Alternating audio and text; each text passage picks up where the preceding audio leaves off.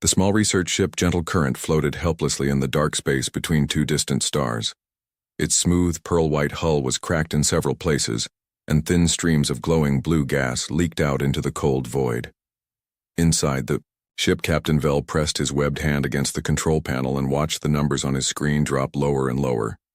"Captain," called out his navigator, Finn, from across the bridge, "life support is down to 38%. At this rate, we have maybe 6 hours left." Vell closed his large, dark eyes and tried to stay calm. His people, the Aquari, were known throughout the galaxy for being peaceful and wise. They lived on water worlds and spent their time studying science and art. They had never been in a situation like this before. The Gentle Current was supposed to be on a simple mission. They were exploring new star systems, looking for planets with peaceful plant-eating creatures that might want to join the Galactic Council. It was supposed to be safe and easy work.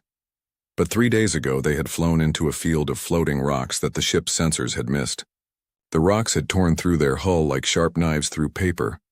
Now they were stranded millions of miles from the nearest help, with their engines dead and their communication system barely working. "Sir," said Dr. Kef, the ship's medical officer. She was tending to several crew members who had been hurt when the rocks hit their ship. "The younglings are having trouble breathing. The air is getting too thin for them." Vell looked over at the corner of the bridge where 5 young Aquari sat quietly. They were just children, brought along to learn about space exploration. Their gills were fluttering rapidly as they struggled to get enough oxygen from the failing air system. The captain felt a heavy weight in his chest.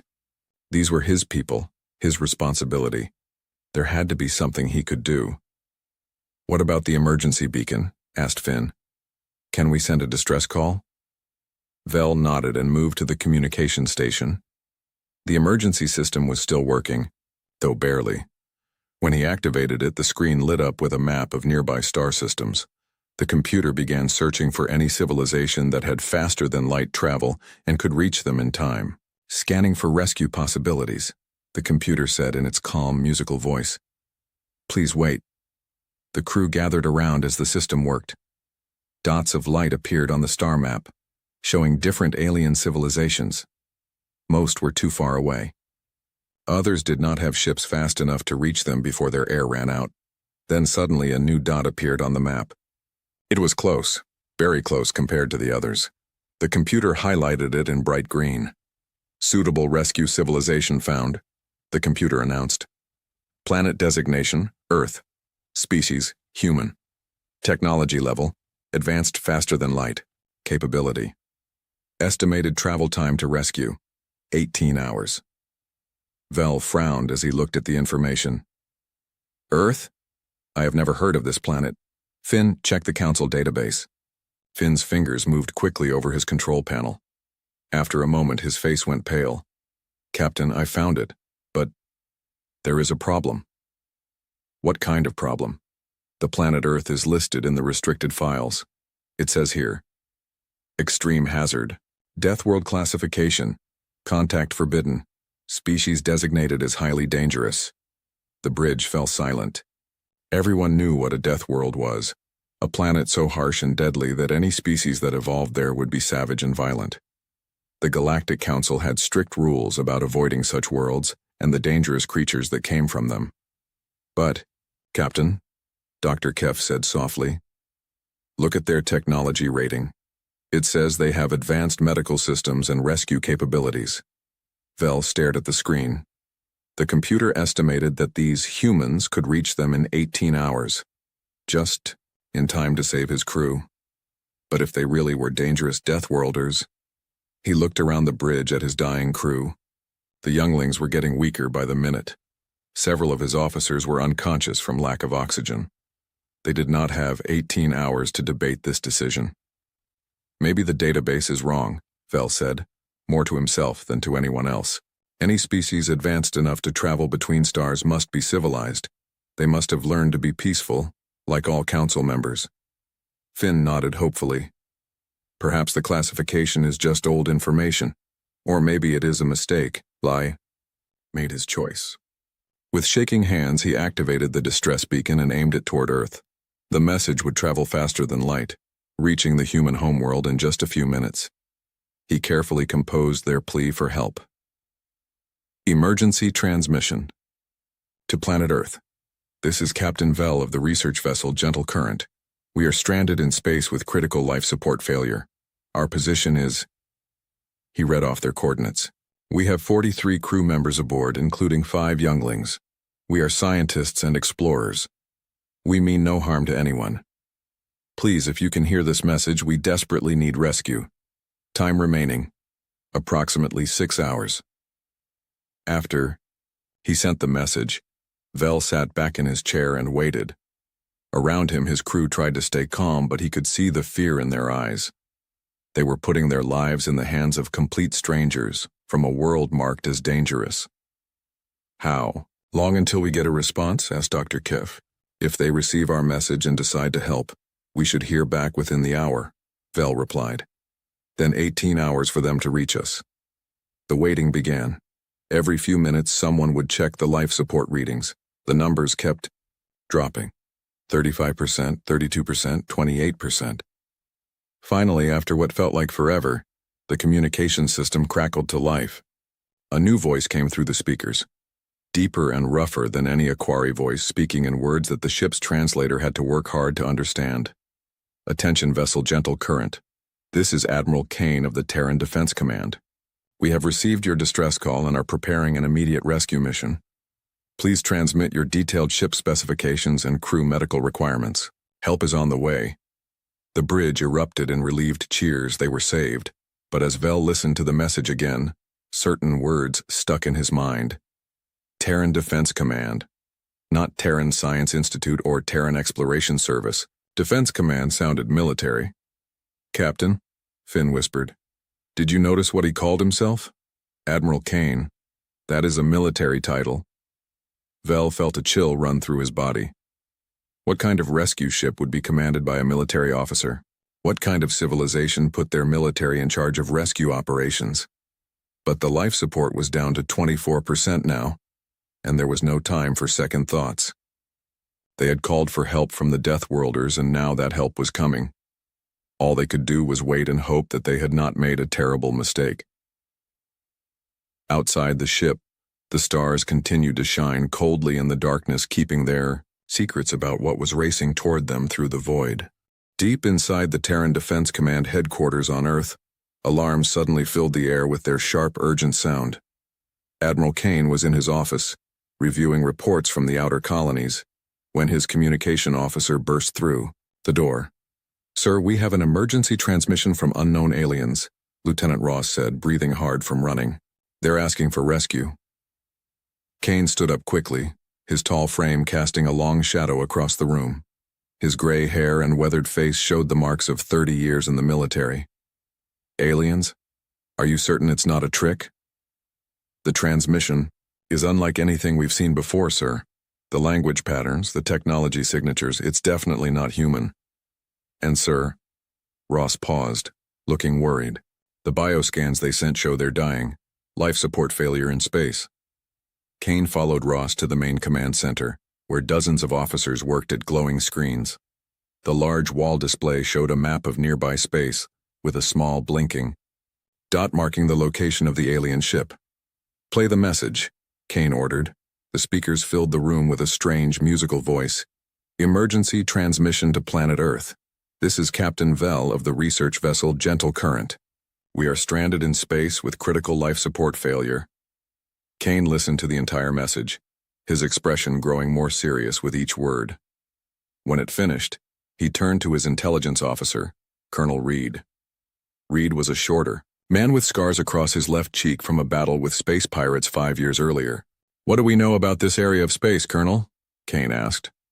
Reed pulled up detailed star charts on his screen. Sir, that's the Kepler 442 region. It's been getting dangerous lately. 3 different alien species have been building military bases there. The Vorthak Empire, the Hegemony Coalition, and the Rigel Confederacy.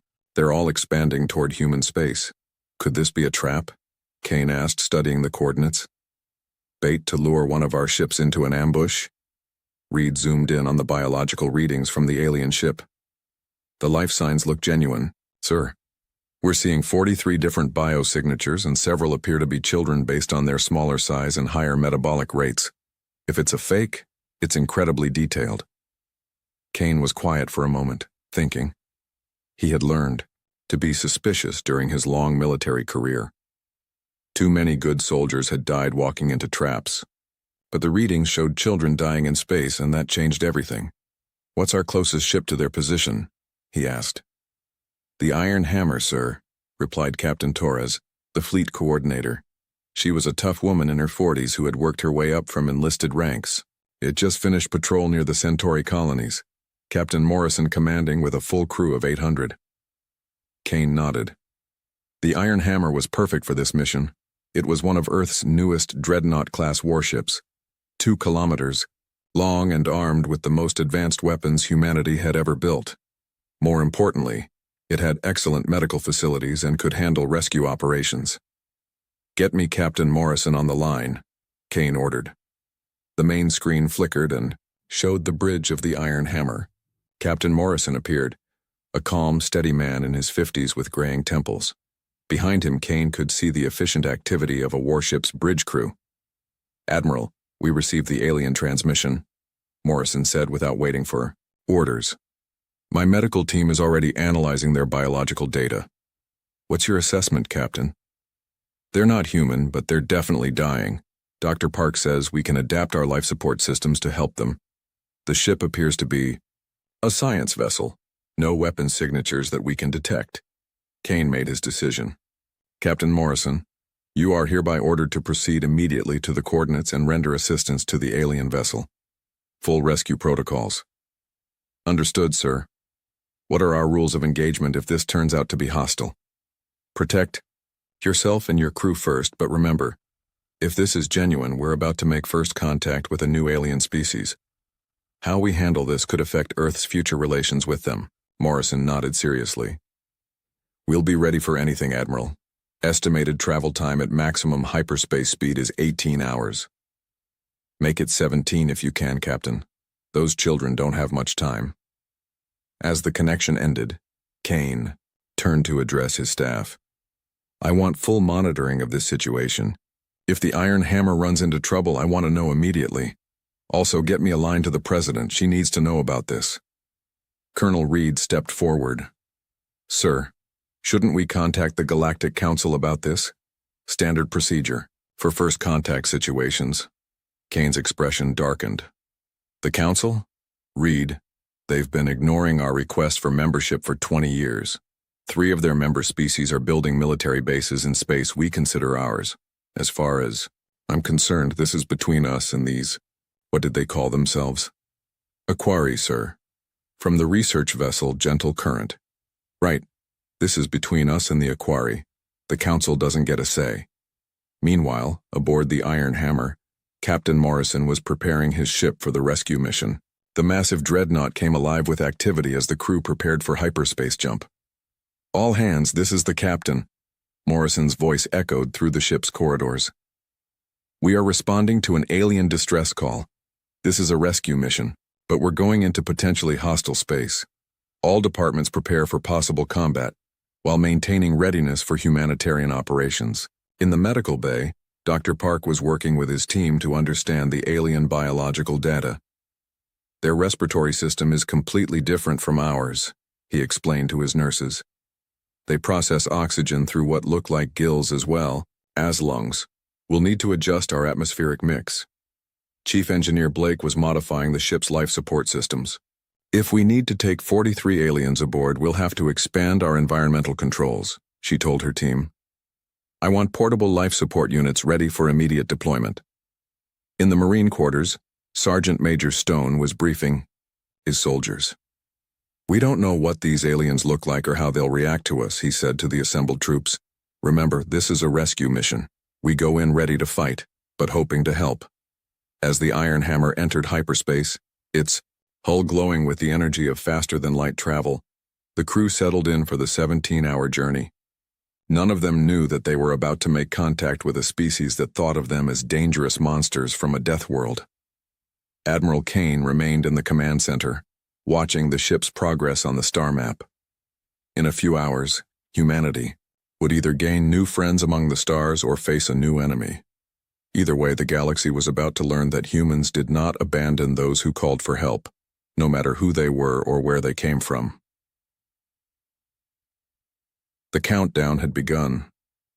Aboard the gentle current, the situation was getting worse by the hour. Captain Vell watched the life support readings drop to 15%, while his crew grew weaker and weaker. The 5 younglings were barely conscious now, their small bodies struggling to breathe the thin air. "Captain," whispered Navigator Finn, his voice so weak it was hard to hear. "The humans. How much longer?" Vell checked his timer. 2 more hours. We just have to hold on for 2 more hours. Dr. Kef was moving slowly between the injured crew members, doing what she could with their failing medical equipment. Several. A quarry had already fallen unconscious. The ship felt like a tomb, quiet except for the labored breathing of the survivors. Suddenly, the ship's sensors began beeping with an urgent alarm. Vell forced himself to stand and stumbled to the navigation console. What he saw on the screen made his blood run cold.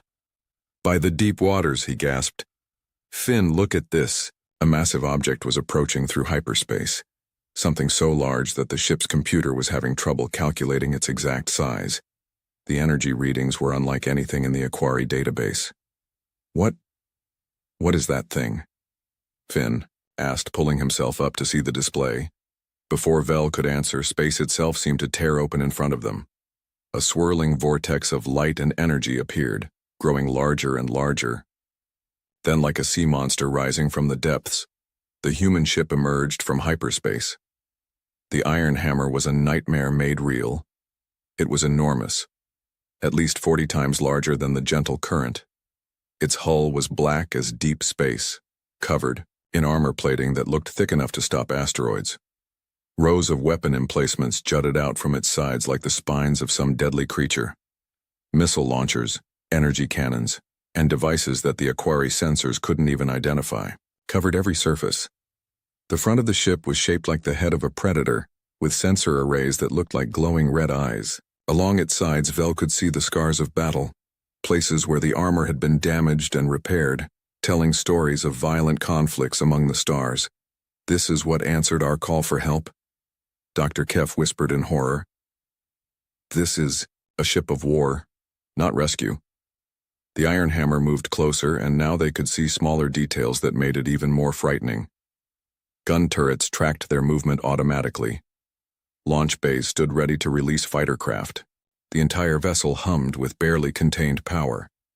Then the communication system crackled to life with a deep, rough voice that sent chills through every Aquari on the bridge. "Alien vessel Gentle Current, this is Admiral Kane of the Terran, Navy. We are responding to your distress call. Prepare to be boarded for rescue operations." The voice paused, and they could hear other humans talking in the background. Then the Admiral continued, "Do not make any sudden movements or attempt to activate any weapon systems. We are here to help, but we will defend ourselves if necessary." Captain Noy.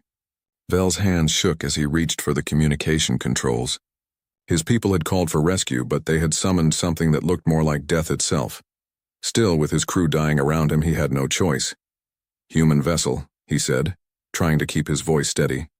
"This is Captain Vell. We have no weapons. We are a science ship.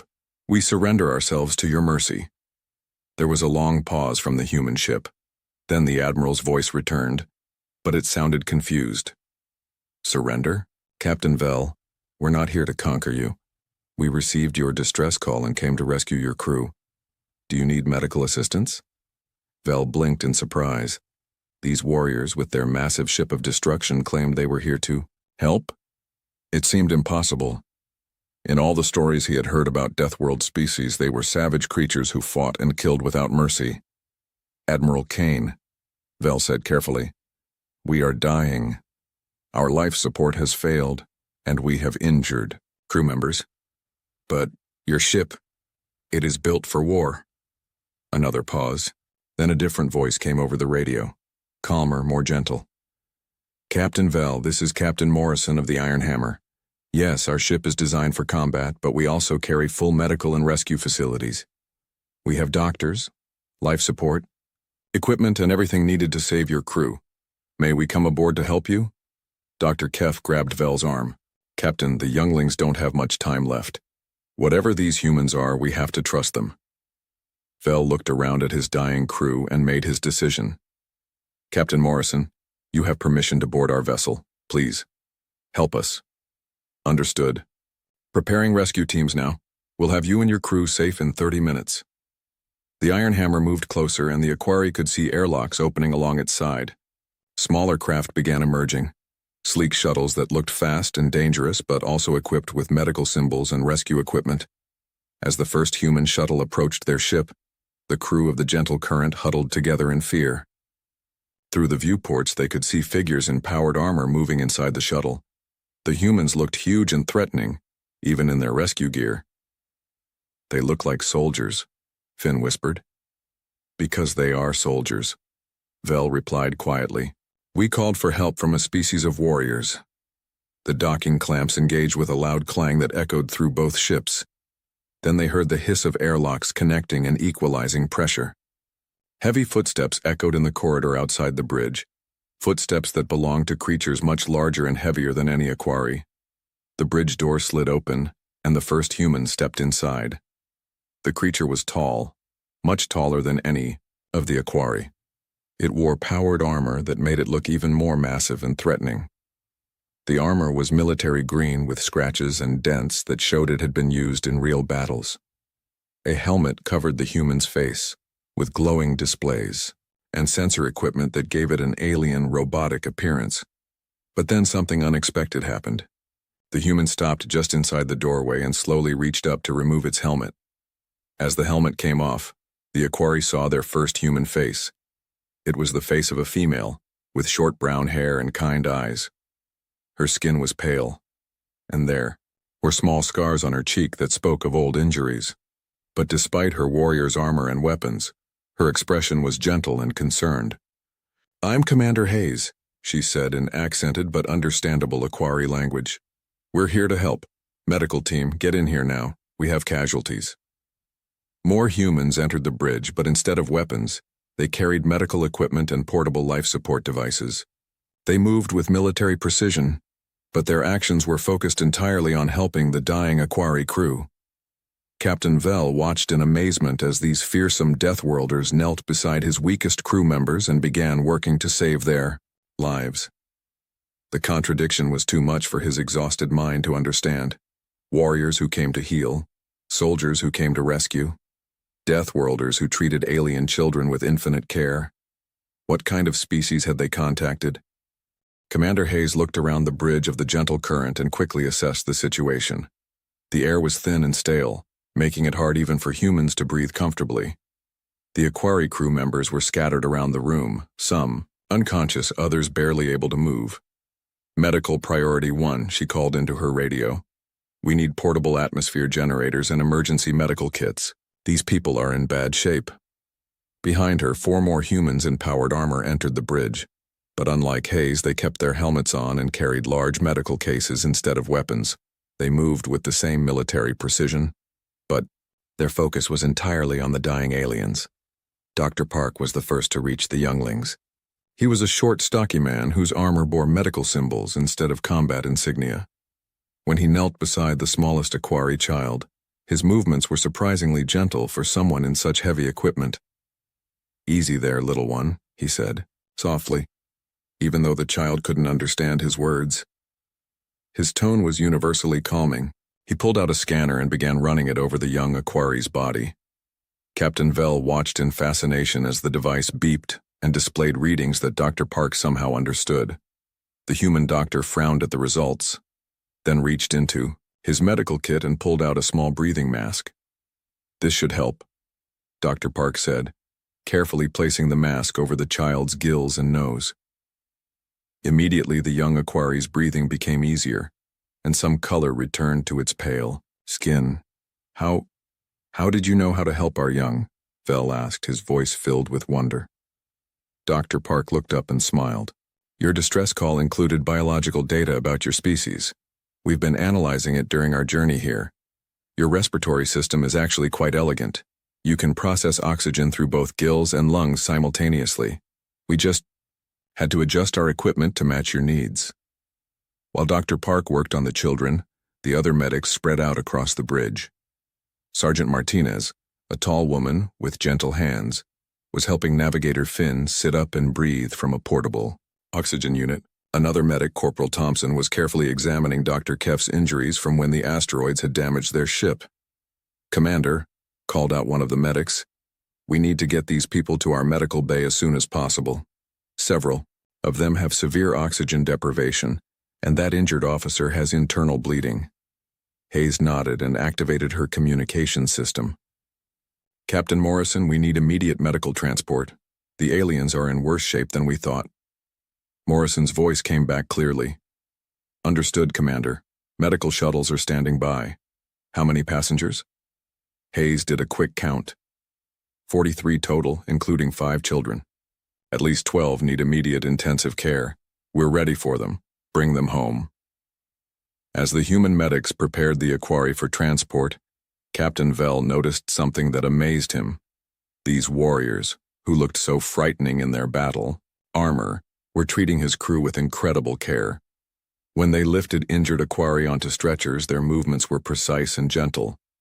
When they spoke to frightened crew members, their voices were calm and reassuring, even though the words were in a foreign language. Sergeant Martinez was helping one of the older Aquari crew members walk to the transport shuttle. The alien was weak and stumbling, but instead of becoming impatient, Martinez simply adjusted her pace and provided steady support.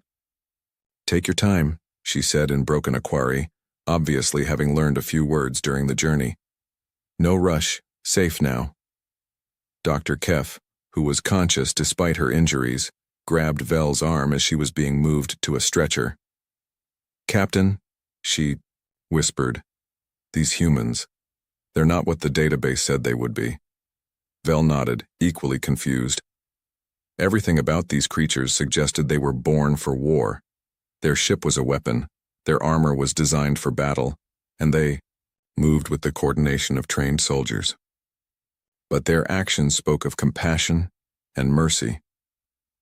Commander Hayes approached Vell as the last of his crew was being prepared for transport. "Captain, we need to move you now. Your condition is worse than the others. You've been breathing this bad the longest." "I must stay with my ship," Vell protested weakly. Hayes shook her head firmly. "Sir, with respect, your ship is dead. Life support is completely gone, and the hull breaches are too severe to repair out here.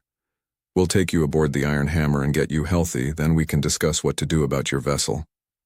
As they helped Vell onto a stretcher, he looked around the bridge of the gentle current one last time.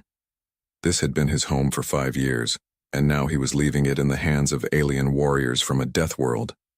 The transport shuttle was unlike anything Vell had ever seen.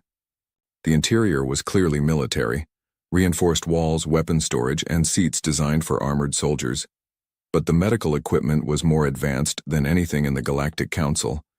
The humans had converted their war machine into a sophisticated ambulance. During the short flight to the Iron Hammer, Vell watched Dr. Park work on the most seriously injured Aquari. The human doctor's hands moved with practiced skill, using devices that could monitor alien biology and adjust treatment accordingly. "How long have your people been practicing medicine on other species?" Vell asked. Dr. Park looked up from his patient. "We haven't. You're the first non-human patients we've ever treated. But the principles of trauma medicine are fairly universal, and your biological data helped us prepare." Vell was stunned.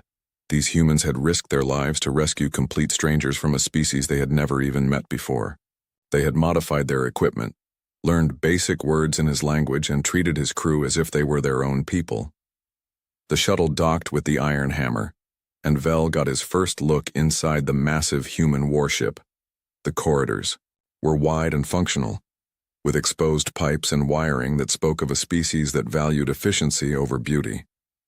But everywhere he looked, he saw signs that this ship's crew was prepared for his arrival.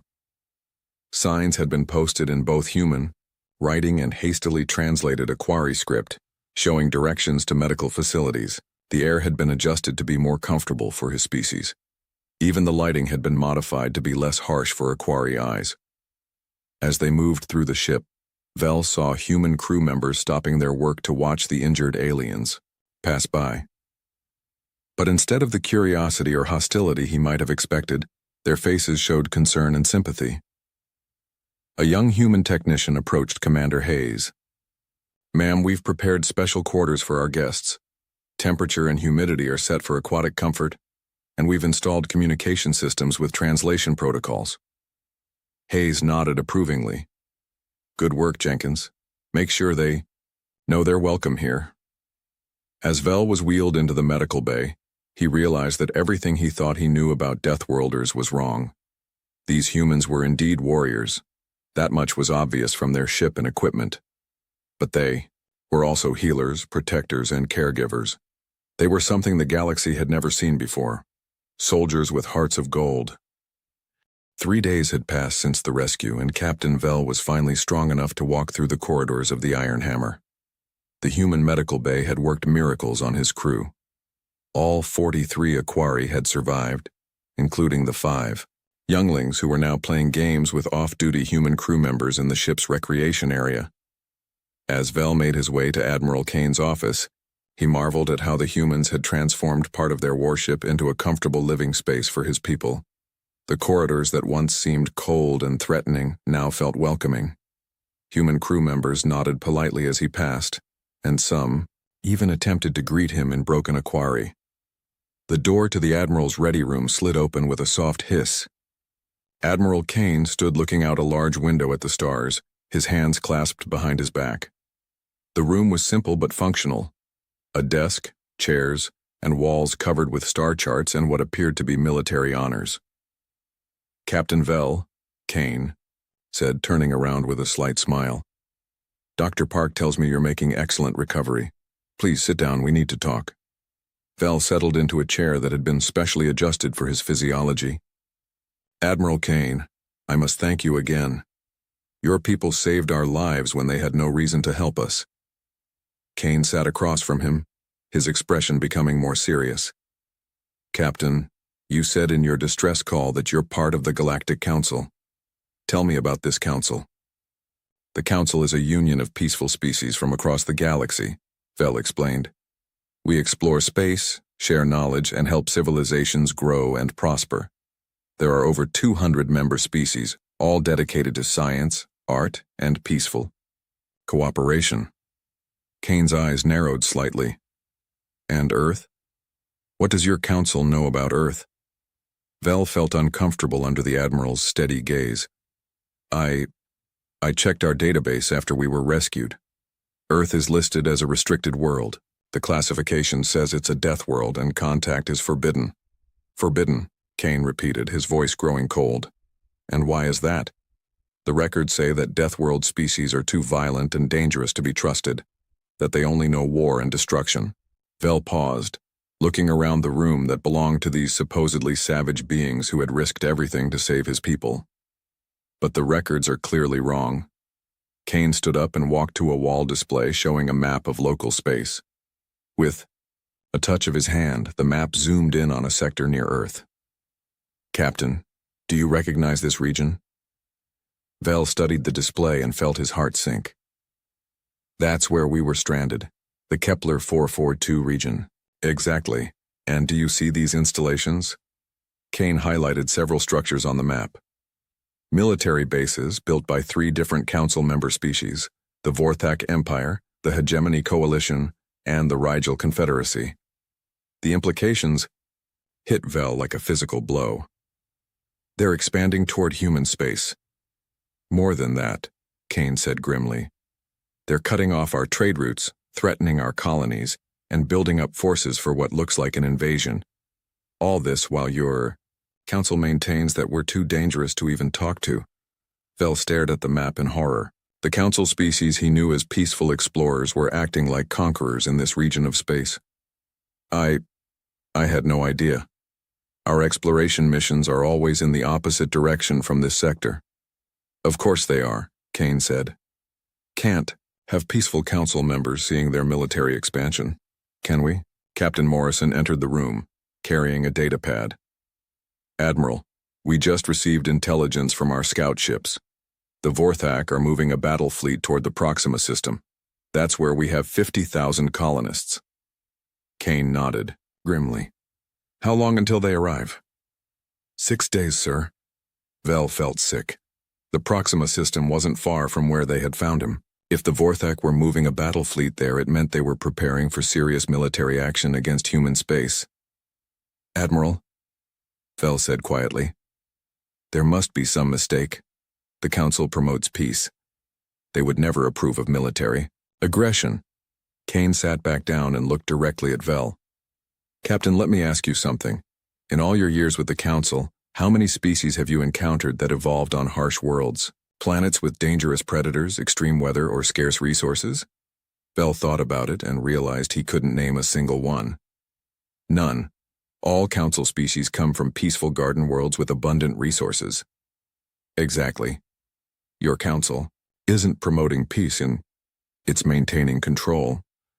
They've created a galaxy where only soft, gentle species are allowed to participate, while keeping out anyone who might challenge their authority. The truth was becoming clear to Vel, and he didn't like what he was seeing. But they genuinely believe that Deathworld species are dangerous. Are we dangerous? Kane asked. Your crew has been aboard this ship for 3 days. Have we threatened you? Demanded payment for the rescue? Tried to steal your technology or interrogate you for information? Vel shook his head. No. Your people have been nothing but kind to us. Captain Vel, Morrison interjected. Your younglings have been playing with our off-duty crew. Yesterday I saw Sergeant Martinez teaching them human games while they taught her Aquari songs. Does that sound like the behavior of savage warriors? Vel felt ashamed. Everything he had been taught about Deathworlders was not just wrong, it was deliberately misleading. What do you want from me? Kane leaned forward. We're taking you and your crew to Council Station Harmony. It's the nearest diplomatic outpost. You can return to your people and resume your life, but I want you to think about what you've seen here. The Council needs to know the truth about humans, Vel said slowly. Does it? Kane challenged. 3 Council species are about to attack our colonies. When you report back, will your superiors listen to your story about peaceful humans? Or will they assume we brainwashed you or threatened you into saying good things about us? The question hit Vel hard, because he already knew the answer. The Council bureaucrats would never believe that their fundamental assumptions about Deathworlders were wrong. They would assume he had been corrupted or coerced. There's something else, Morrison added. We intercepted communications from the Vorthak fleet. They're not just planning to attack our colonies. They're planning to frame us for attacking first. They want to make it look like the dangerous Deathworlders started a war. Vel felt the weight of terrible knowledge settling on his shoulders. The galaxy was about to see a conflict that would pit the peaceful Council against the supposedly savage humans. But he knew the truth. The humans weren't the aggressors. What can I do? He asked. Kane smiled, but it wasn't a happy expression. That's up to you, Captain. You can return to your people and tell them what you've seen. Maybe some of them will listen. Or you can stay silent and let events unfold as they will. Vel looked out the window at the stars. In 6 days, human colonists would face attack from a Council species fleet. The humans would defend themselves, and the Council would point to that defense as proof of their violent nature, unless someone who had seen the truth was willing to stand up and speak it. Admiral, Vel said finally, I think we need to make a stop before you take us to Council Station Harmony. Where? The Proxima system. I need to see what happens when the Vorthak arrive. I need to witness the truth with my own eyes so that when I testify before the Council, they cannot dismiss my words. Kane and Morrison exchanged glances. Then Kane nodded slowly. Very well, Captain. But understand, what you're about to see may be the beginning of a war that will reshape the galaxy. As the Iron Hammer changed course toward human space, Vel realized that his simple rescue mission had become something much larger. He was about to become the bridge between 2 very different views of what civilization should be. The stars held their secrets. But soon, the galaxy would learn that sometimes the greatest warriors make the greatest protectors.